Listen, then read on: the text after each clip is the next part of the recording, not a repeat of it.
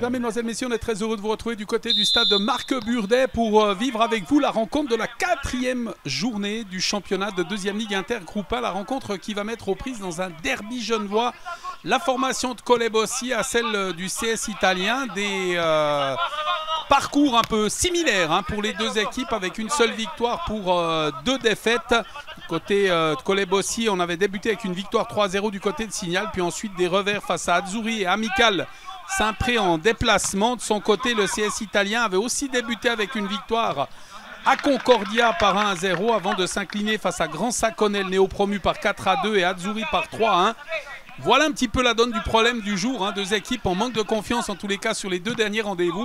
Et puis notamment du côté de Colebossi, une absence de marque. David Salan absent pour le rendez-vous du jour. Pour raison personnelle, de notre côté, comme à notre habitude, on se réjouit de vous faire vivre les meilleurs moments de cette rencontre avec ce premier ballon dégagé par Ivan Rego. Un ballon qui va revenir sur le numéro 27 qui va obtenir la touche. Son corner à 2, Oliveira Massimino. C'est en tous les cas pour ça qu'ils se sont préparés avec cette remise sur le pied d'Oliveira qui va revenir au 16 mètres. C'est bien joué. Joueur esselé avec une frappe et l'intervention de Lamers. Alexis Boya tout seul dans ce secteur de jeu environ à 18 mètres là, et qui a eu tout le temps qu'il fallait pour adresser cette frappe qui n'a pas inquiété finalement le portier Fabien Lamers. C'est l'Italien qui tente d'accélérer le jeu là, qui repart avec Sébastien Radcliffe. Radcliffe qui va revenir dans l'axe du terrain. Une ouverture, c'est bien joué, mais trop long finalement cette passe d'Enis Salai. C'était bien vu là de la part des joueurs du CS italien qui cherchent l'espace. Pour le moment, on a de la peine à prendre ses marques d'un côté comme de l'autre dans cette rencontre. À témoin l'unique occasion de but, ce tir d'Alexis Boya là, qui a été capté facilement par le portier Lamers. C'est au tour de Carouedon d'accélérer. Il porte ce ballon. Il va tenter de le mettre à côté de lui. Finalement, il va y parvenir tout de même en glissant ce ballon entre les jambes de son adversaire avec un centre tendu. Déviation et c'est un corner. La déviation d'Erwin Afoua là, qui met ce ballon au coup de coin. Il fallait être vigilant, prudent et parvenir à sortir cette balle parce qu'il y avait vraiment beaucoup de monde au centre. Les bras levés pour ce coup de coin de la 19e minute. Un ballon mis au premier poteau. Déviation de la tête. Récupération de ce ballon par Machado. Il était contré Machado. Il va obtenir un corner de l'autre côté. Cette fois, est-ce que c'est lui qui va le tirer pour sa formation? Oui, on va le jouer en 2 temps. Avec une nouvelle possibilité. Ballon mis au second poteau. La remise de la tête. Un ballon qui est repoussé par la défense. Kevin Ashley Turner à côté de lui. On fait circuler avec la récupération de ce ballon avant la sortie. Ballon qui passe devant tout le monde. Récupération encore une fois de Machado. Machado qui glisse ce ballon à côté de lui. La reprise. Oh, l'intervention magnifique du portier là sur le tir de Samuel Carasso. Superbe intervention de Michele Curia. La superbe parade. Très très bon arrêt réflexe là, de la part du portier. Ça avait le poids d'un premier but. Il a dégagé finalement et ce ballon qui va être intercepté par Sposito. Enrique Esposito devant lui. Machado qui va glisser sur Carasso. Carasso qui prolonge pour Machado. Le centre pour Sposito. C'est le poteau. Le poteau qui vient au secours de Michele Curia. Quelle belle occasion. Quelle belle phase de jeu là proposée par Colebossi. Et un peu de chance pour le portier parce que ça vient taper le poteau. Et puis la suite, eh bien, c'est une question de gainage parce qu'il est allé s'arracher pour plonger sur ce ballon, éviter qu'un adversaire ne glisse ce cuir au fond des filets. Ça repart pour Colebossi avec ce ballon sur Carasso qui va mettre dans le couloir. C'est très bien joué. Albanese qui peut déborder le tir. C'est détourné par le portier. Esposito, la frappe. C'est sauvé sur la ligne. Sébastien Gaspard qui vient sauver son équipe sur la ligne de but. Le malchanceux du jour, messieurs, dames. C'est Enrique Esposito. Le poteau tout à l'heure et cette fois, ce sauvetage réflexe de Sébastien Gaspard. Incroyable. Incroyable double occasion là pour le numéro 12 collège. Ce ballon que remonte Ludovic Raymond qui vient devant pour Pomvor. L'accélération de Radcliffe. Attention Radcliffe qui s'approche des 16 mètres avec le tir. C'est capté facile. Pomvor. La passe dans le couloir gauche de Pomvor. L'appel de balle. C'est bien fait. Avec Radcliffe qui va se présenter sur l'aile avec le centre. Second poteau. C'est boxé finalement par Fabien Lamers. Ça va revenir tout de même. Avec Nunzio Staffieri qui se fait subtiliser cette balle. Très bon travail d'Enrique Esposito.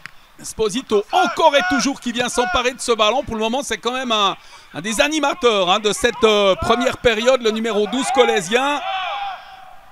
Avec le bon retour de Pache. À la lutte avec Enis Alaï. Dégagement de Lamers. Avec la relance pour Afoua. Afoua, il lève la tête et il va chercher un coéquipier devant. Il le trouve. C'est très bien joué ce ballon mis sur Radcliffe. Radcliffe qui va résister au tacle d'un adversaire. Radcliffe en bonne position, le tir. Oh, pas mal du tout. Jolie frappe là, de la part de Sébastien Radcliffe. Et ce cuir qui passe sur la gauche du but défendu par Lamers. C'est une belle occasion encore une fois et on joue beaucoup dans l'axe du côté du CS italien se procurant cette nouvelle occasion. C'est pas le premier tir qui part de cette zone de jeu.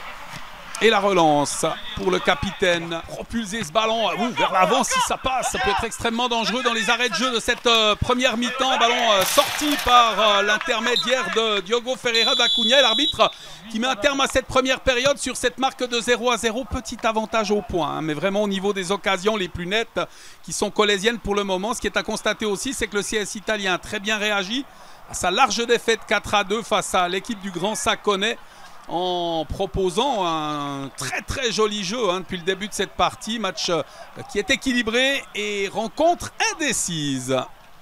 Avec cette remise en jeu pour Pomvor qui va venir devant lui. Bien fait de la part d'Alaï qui peut remettre en arrière.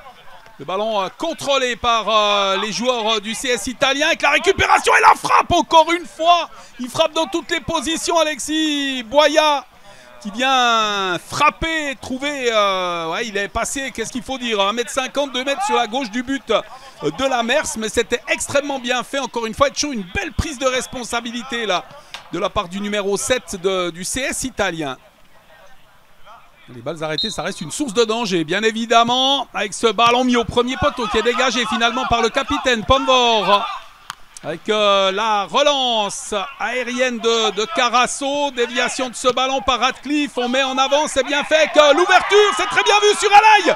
Alaï qui va avancer, accélérer, passer sur l'adversaire, la faute de Pache, oh c'est le rouge, oui, faute de dernier recours. La faute de dernier recours, oh et puis il prend un jaune Alaï, alors ça c'est stupide dans l'énervement, que s'est-il passé? Y a-t-il eu un mot déplacé envers l'arbitre? On a vu qu'ils se sont télescopés, il est un peu énervé. Il y a les nerfs qui lâchent là pour le numéro 9 qui aurait pu profiter et voir son équipe évoluer à 11 contre 10. Du coup, les deux joueurs sont expulsés. Pache pour cette faute de dernier recours indiscutable et Enis Alaï, les deux équipes à 10 contre 10 pour les 33 dernières minutes. Bonne opportunité là pour Massimino. Avec ce coup franc qui passe le mur. Et c'est Fabien Lamers qui parvient à s'interposer. Très bel arrêt du dernier rempart de Colebossi.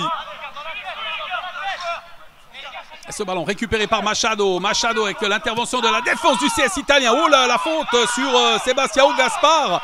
L'arbitre qui laisse jouer, le joueur qui reste au sol. L'action qui se poursuit pour le FC Colebossi d'Acunha. Long ballon mis en avant, Machado, décalage de Machado avec l'arrivée de Albanese, le tir. Et ce ballon qui passe à côté, je comprends pas pourquoi on n'a pas arrêté le jeu tout de suite. Je comprends pas pourquoi on n'a pas arrêté le jeu tout de suite là sur le contact qu'il y a eu entre Machado et Sebastião Gaspar.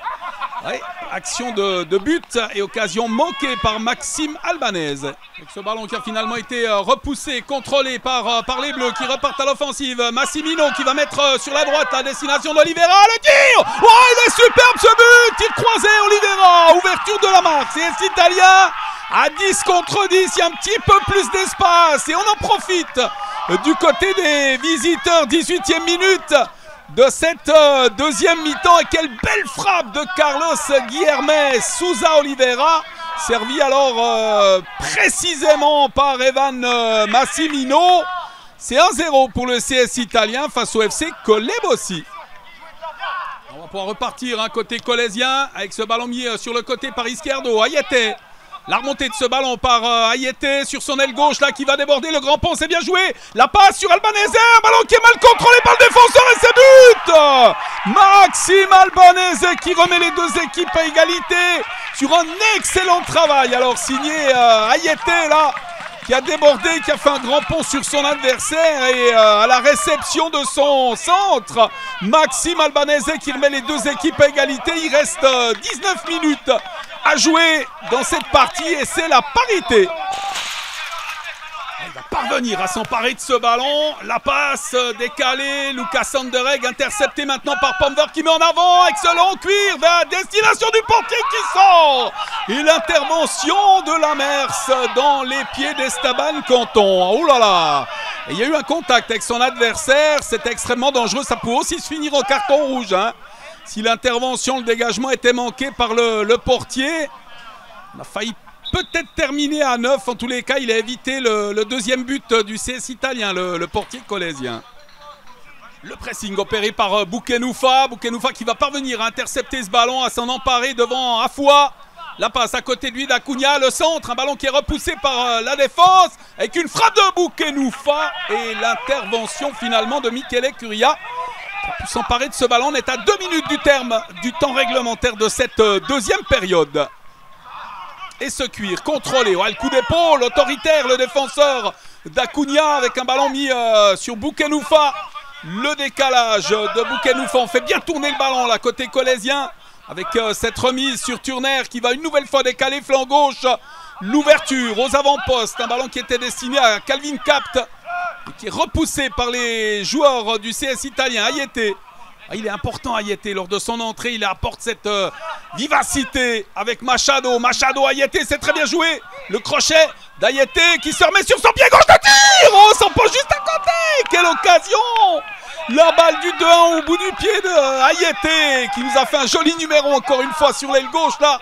Et qui a véritablement mis en danger l'équipe du CS. C'est les derniers instants de ce match, 4e minute du temps additionnel avec un ballon mis au second poteau. Machado qui va parvenir à s'emparer de ce ballon. Un ballon qui est contré, joli duel avec une récupération. La faute de Machado. Et l'arbitre qui met un terme à la rencontre. Match nul, un partout dans ce derby genevois qui a quand même tenu toutes ses promesses. Il a mis de la peine à démarrer. On a dû mettre le starter le temps que ça chauffe. Et ensuite, il y a eu des belles occasions des deux côtés. Et puis quelques grosses possibilités pour Coleb aussi. À 10 contre 10, le jeu s'est un peu élargi. On a eu des occasions. Des longs ballons en profondeur, c'est sur une action à 10 contre 10 que le CS italien est parvenu à marquer par Oliveira. Et puis ensuite l'égalisation de Maxime Albanese, 2 jolis buts pour un joli derby genevois. Avant de nous quitter, on va entendre quelques réactions sur cette parité. Ouais, c'était un match équilibré. Je pense que les deux équipes avaient à cœur de se racheter un petit peu après leur début de championnat un peu loupé. 3 matchs, 1 victoire pour les deux équipes. Et je pense que ça s'est vu au niveau de la physionomie du match avec beaucoup de duels. C'était un match assez âpre. Et puis ça finit sur un score nul. On aurait aimé ramener 3 points. Mais je pense qu'au vu de la physionomie du match, les deux équipes peuvent se contenter du point. Et qu'est-ce qui manque un peu en ce début de saison pour faire la différence? Vous avez beaucoup de matchs serrés et on sent que vous n'êtes pas loin de pouvoir les remporter. Il manque un petit quelque chose. Ouais, c'est évident, il manque un petit quelque chose. Peut-être la réussite qu'on avait l'année passée, on l'a un petit peu moins cette saison. Il faut aussi dire qu'on a beaucoup d'absents. On joue sans Salon aujourd'hui. On sait que Salon à lui tout seul, il peut nous déverrouiller un match. Donc ça se joue à des petits détails, beaucoup de blessés et puis des faits de jeu qui ne tournent peut-être pas forcément toujours en notre faveur. Voilà, il va falloir essayer de travailler dur durant la semaine pour que justement on gomme ces petites erreurs qui font qu'on stagne un petit peu au niveau du classement. Oui, j'imagine que dans les matchs à venir, vous allez retrouver de la superbe qu'on vous a vu justement l'année passée. Ouais, on espère, et puis ça commence à devenir urgent parce que c'est clair qu'à force de perdre des points, les autres équipes en tête du classement, elles prennent un peu le large. Nous, avec des défaites et puis des matchs nuls, c'est clair qu'on n'avance pas. Donc maintenant, la priorité, c'est d'enchaîner les matchs et d'enchaîner les victoires surtout. Et d'un point de vue un peu personnel, vous êtes satisfait de votre performance aujourd'hui? Un match complet? C'est difficile d'être satisfait quand on prend rouge à la 60e, donc voilà. Après, je sais pas si je dois faire faute, je sais pas si, en l'occurrence, ça me donne raison parce que l'autre il prend rouge aussi, puis entre guillemets ça nous sauve un but. Après, on ne sait pas comment le match se serait déroulé, peut-être qu'on aurait gagné, peut-être qu'on aurait perdu si je fais pas la faute, donc voilà. Mais après c'est surtout le collectif qui est important. Je pense qu'on a eu du mieux par rapport à nos matchs précédents, mais il y a encore beaucoup à travailler, donc il va falloir remettre la main à l'ouvrage et puis essayer de faire mieux la semaine prochaine.